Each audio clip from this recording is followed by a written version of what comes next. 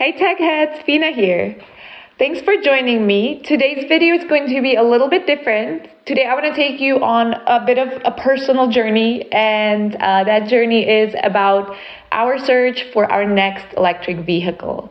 So if you want to hear more about our experiences and our impressions of the cars like Cupra Born, the Polestar 2, MG4, and a few others, and find out what we eventually ended up picking, come along, let's go take a little ride. Okay, so to start off, I want to just give you a little background so you know where I'm coming from and what some of our experiences are, and yeah, again, just where we're coming from. So today what we own is a Volkswagen e-Golf. It's an amazing car. We really love it in so many ways. It has a really nice interior. It drives really nicely. Everything sort of just works how you'd want it to. There's so many things that we love about it. It has buttons on a lot of stuff, which it sounds silly, but actually what I've come to realize on this search is that a lot of the new cars don't have that, and it's kind of hard to get used to. The life with the touch screens. It's not my cup of tea, especially not when I'm driving. But either way, as I said, we love the e-Golf, but it's a first generation, which means in the summer we get 140 kilometer range, and it goes down in the winter, right? In the winter, it's maybe 110. As you can imagine, it's pretty limiting, yeah? So for driving around in the city, it's okay, that's fine. But whenever we want to take longer trips, it's you either have to you have to plan your route out super specifically. You have to make a lot of stops. And then sometimes we don't even take a longer trip because it's oh my God, it's going to be such a pain to get there with the e-Golf, right? So again, we love it in a lot of ways, but we've sort of outgrown it. And with the new options available, it's become time to say goodbye to the Golf, say, it's been lovely having you, but kind of moving on to bigger and better things now. So this is just going to be a little journey about the trip that we've taken. It's taken us about a year and a half, maybe 2 years now. So it's a little bit longer than I would like, but I want to tell you about why. So come on, let's do it. Okay, so let's get into some of the cars that we tried. So again, since we do have an e-Golf, we actually started in the Volkswagen family, and we started with the ID3. We thought, okay, we love our car now. Let's see the next thing that Volkswagen brings. And after loving the e-Golf, we thought ID3 might be nice. Yeah, okay. So I ask you, who made this car? Because it can't be the same company that made the e-Golf. We have, in our car now, we have, we have a lot of buttons, which I love. And it drives so nicely, right? The interior is really nice. It feels like a luxury car, really.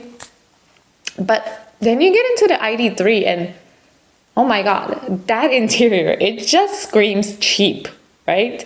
I mean, the armrests, yeah, that make me feel like I'm on a bus. And the touch steering wheel, oh God, it's just non-ergonomic. I do not want touch controls on my steering wheel. If I'm driving and I need to do something and I'm paying attention to the road or to whatever is going on, I don't want to be trying to make sure that I'm putting my thumb in the right place. I mean, you know how it is. When you have a button, you just feel it, right? You don't have to look down to make sure you're pressing the right button because you have that muscle memory. With those touch controls, muscle memory is impossible. So to me, it's A, really annoying, and B, I don't think it's really safe. So yeah, so ID3, on top of that, it has a garbage sound system. There's only a front speaker, the touchscreen volume control without bottom lighting. You can't see that in the dark. So basically, this car it's just the exact opposite of the Golf. Yeah, I told you we love our Golf. There's everything just kind of is as you want it to be. The ID3 is the opposite of that. So that was a big no-no for us. Okay, so the next stop on our journey was the Kia Eniro. So it's sort of or it even was when we tried it, but it's even more so now. It's already sort of an outdated concept, but on top of that, it has a Bose sound system, but the sound quality, it was really horrible, at least in the car we were in, okay? I don't know if it's in other cars, but the one we were in, it was bad. And you'll hear me mention this in several cars, the sound system. So I don't know about you guys, but I love music. I'm even a musician myself, but I also love like listening to music, yeah? And if I'm on a road trip, I want to listen to good music and I want it to sound good. So to me, the sound system, it can be almost, yeah, I mean, it is to a degree, at least, like it's a make or break, yeah? I will, especially these prices, yeah? So again, Kia Eniro, not only the sound system, there were other frustrations. Like if we went over 90 kilometers per hour, the noise that you heard, it was like, I don't know, it felt like we would have windows open, but we didn't. It's just the car was, I don't know if it was poorly constructed or what it was, but you just would hear all like sorts of aerodynamic noise from the outside. Again, as soon as you went over 90 kilometers, which is, I mean, it's not that fast. So you will do that frequently, and I don't want to listen to that noise every time. So other things include slow charging in the winter. That's a frustration. That's not something that we want coming from the e-Golf. You know, that's an upgrade that we want to upgrade from. And it doesn't even have a 3-phase onboard charge. Okay, so to be technically correct, in models that are up to the 2021 year of manufacture. But so overall, I don't know, to me, there are just some significant shortcomings when one considers the price, yeah. Again, if it was a cheaper car, you might say, well, I'll sort of get over it. But to me, once you get into some of these higher sums, it's like you don't want to spend a bunch of money and compromise this much. So Kia Eniro, it was a no for us. Okay guys, so the next stop on the journey was the Cupra Born. And actually we were really excited about this one. Yeah, we did our research, we looked at pictures online, and it looked like this might be the one. We were pretty sure it was actually, but we decided to book a test drive and go check it out for ourselves. It's a good thing we did, because as you may have guessed, it was a letdown. It's not good. Okay, so some impressions from the Cupra Born. Again, the interior from pictures, it looked like it was going to be better than the ID3. It looked like it was going to be definitely a step above. But once we actually got there and we sat in the car, you kind of come to realize, okay, it looks a little bit better, it does, but it's all cheap materials, kind of sloppy workmanship. So I'd give the interior like a meh. It's just, it looks good in photos, but once you get in there, you're kind of like, okay, actually being in here is a much different experience than I expected. So not great. Then we get to the driving experience. The driving feel, it was okay. It does have a little bit of a pickup, so that's not terrible. But overall, I would just say just an unrefined driving experience. It's definitely a downgrade from driving the Golf, which, again, with the Golf, it kind of does what you want it to do. It kind of works with you. It's really your partner in crime.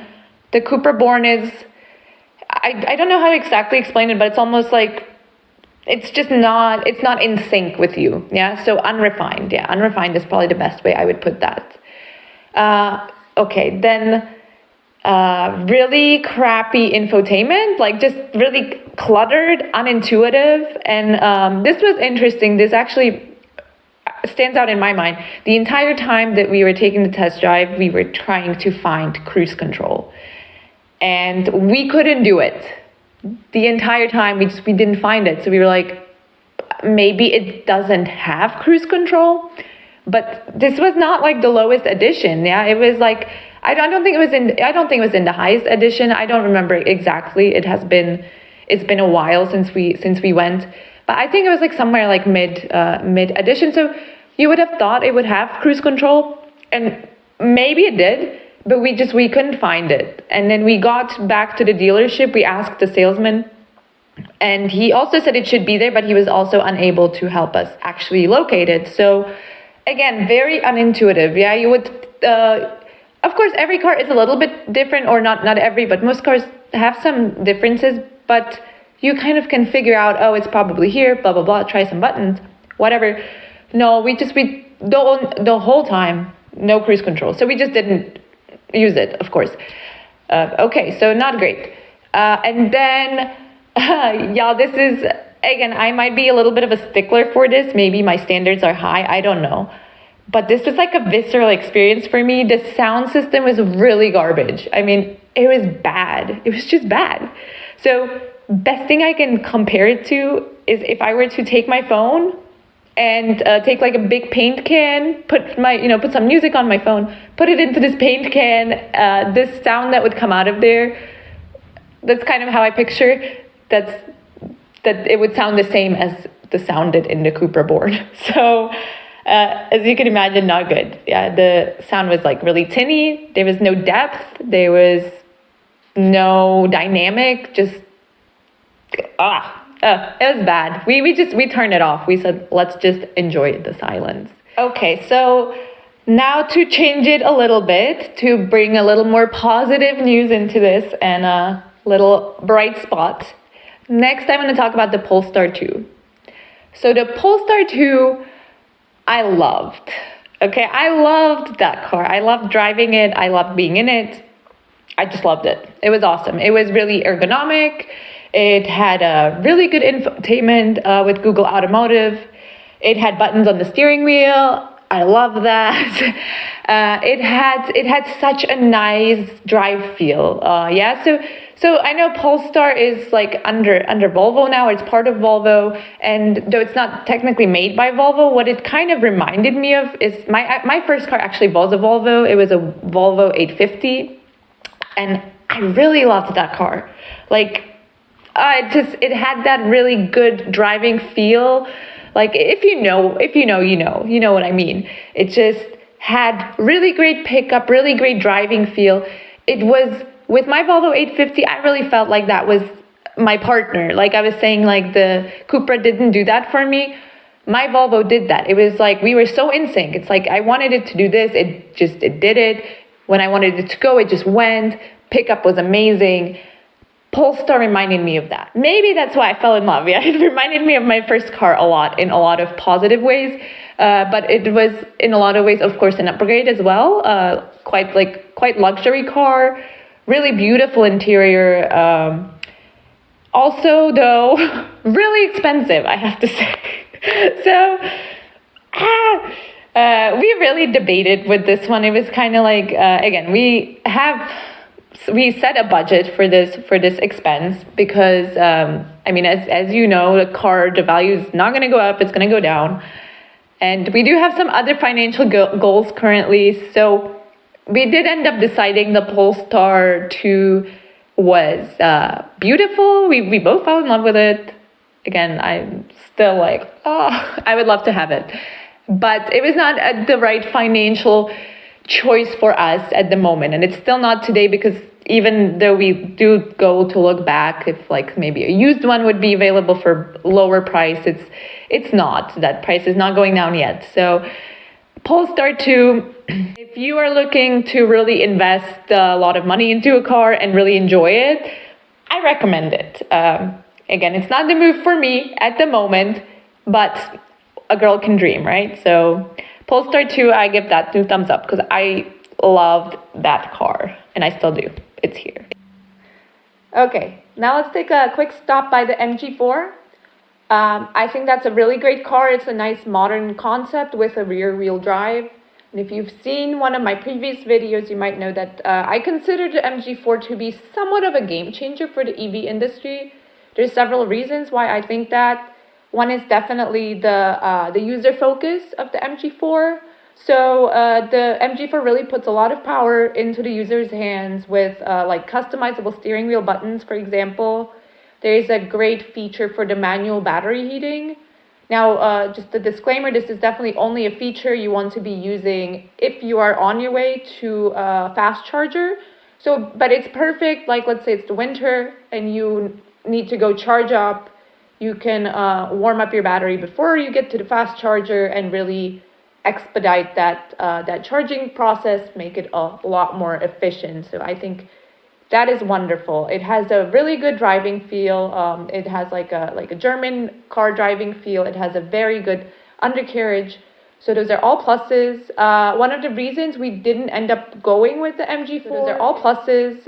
One of the reasons we didn't end up going with the MG4 is like our ideal combination to get would have been to get the LFP 51 kilowatt hour battery in the luxury edition. This combination is unfortunately not available in Europe right now. So I think it's available in like Thailand and maybe some other countries, but in Europe we can't get this combo, the luxury edition plus the LFP 51 kilowatt hour at this point. It's a shame because that is what we would have chosen had we had the option. So in Europe you can get at this point the 62 kilowatt hour battery in the luxury edition. That's the only way to do that. And while still like very approachable and very reasonably priced for what one is getting, it's a little bit on like really the top end of our budget right now, and we decided it's not the move for us at the moment. That being said, I do think it's a great car and it has a lot to offer, and for a fairly reasonable price again. So MG4, I give it a thumbs up, but again, it's not the move for us at the moment. Okay, now I just want to take a little short stop to talk about Tesla. So Tesla, actually, we hadn't considered Tesla to begin with. It's kind of not really a car that just entered our minds. We were not like, oh, I want a Tesla, whatever.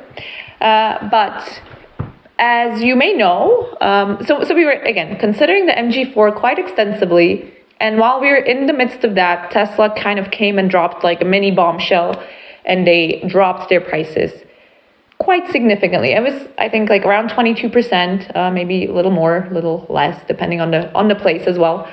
But so this price drop, it did make us consider like, maybe we should check out Tesla. We hadn't really done it before. It hasn't really been on my personal radar.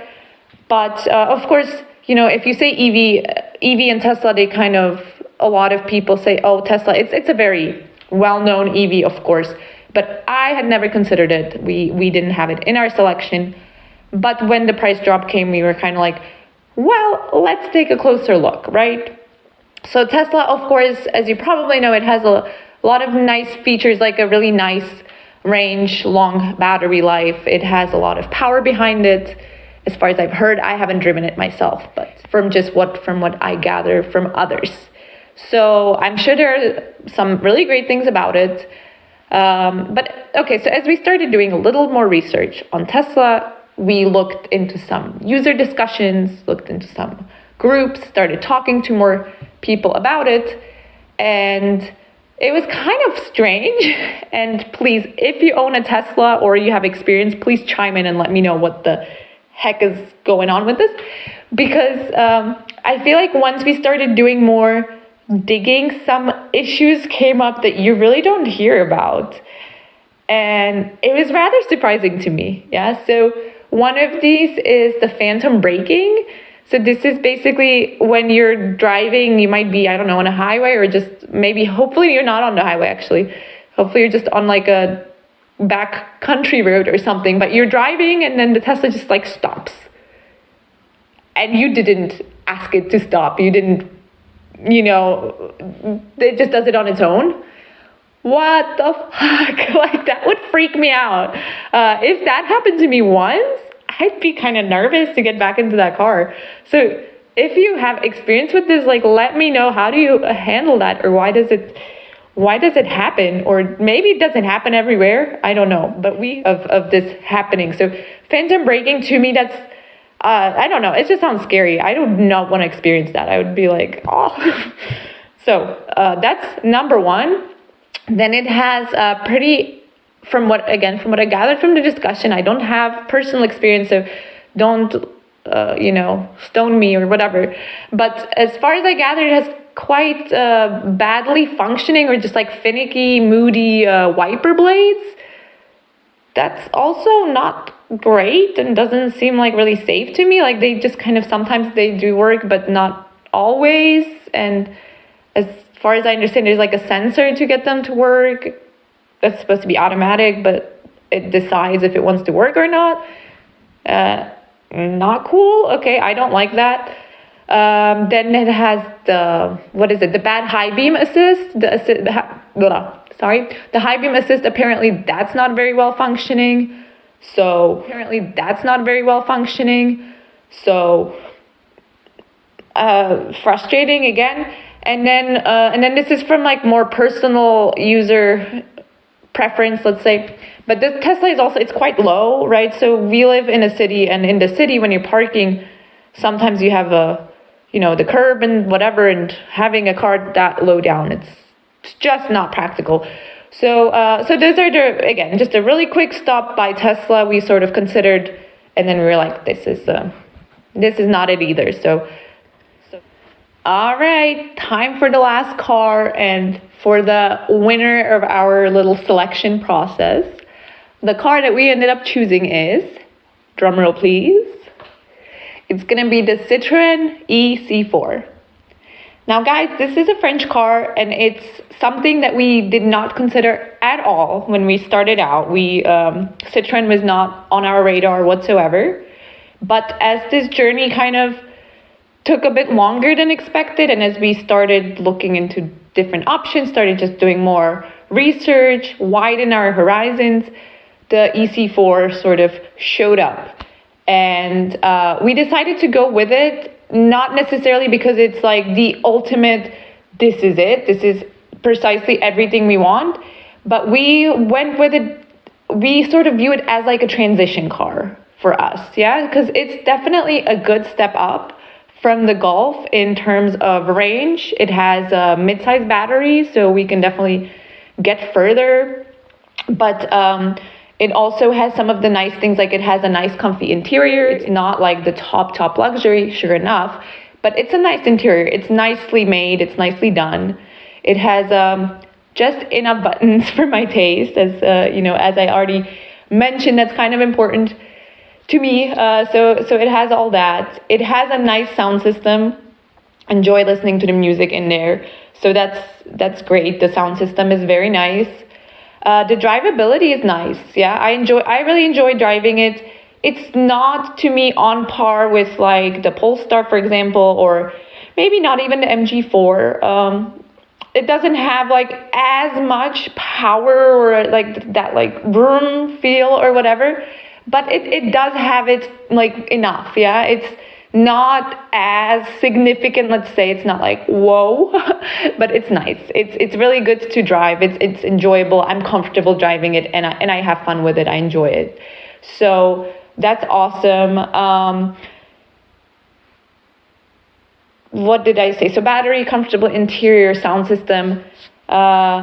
Another thing I wanted to mention. Oh yes, it has. This is new for me. It has the head-up display. So when you get into the car, it actually it kind of pulls up in front of your steering wheel. It's about this big, and this is something new for me. So I don't actually have much experience with this at all. Just from trying it out once, but I enjoyed it actually. So it's kind of nice. You get that little display there in front of you. It shows you what speed you're going. It shows you like direction. I think I might be remembering that. Whatever. The speed, the odometer, you have all of that in front of you, and that's really cool when you're driving. Just to see that in front of you, you don't have to look down. Don't have to whatever. Just like focus on the road, and it's always right there in the field of your vision.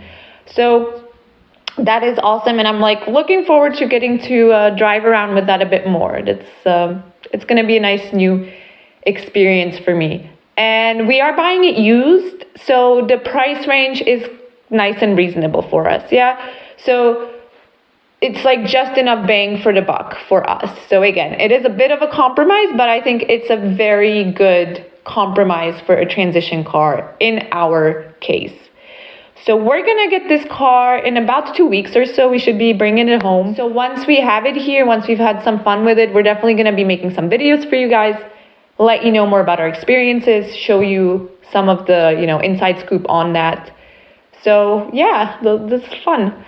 So anyway, if you've made it this far, definitely thank you for watching. Thank you for coming on this journey with me. It's been a little bit longer than I thought, maybe than you thought as well, I don't know. But I do hope you enjoyed it. I hope you got some good information out of it. If you've tried any of the cars that I talked about and your experience is similar, different, whatever, definitely let me know in the comments. If you feel like I was unnecessarily hating on something, you can also definitely let me know, because we all have our own opinions, and just because I felt that way doesn't mean that it's across the board true, right? So again, thanks for watching. If you're new to the channel, thanks for checking us out. If you'd like, hit subscribe for sure. Watch some more of our videos. Give us a like, give us a comment. Hit that little bell so you know when we finally bring a new video again. And it's been really great talking with you, and I'll see you next time.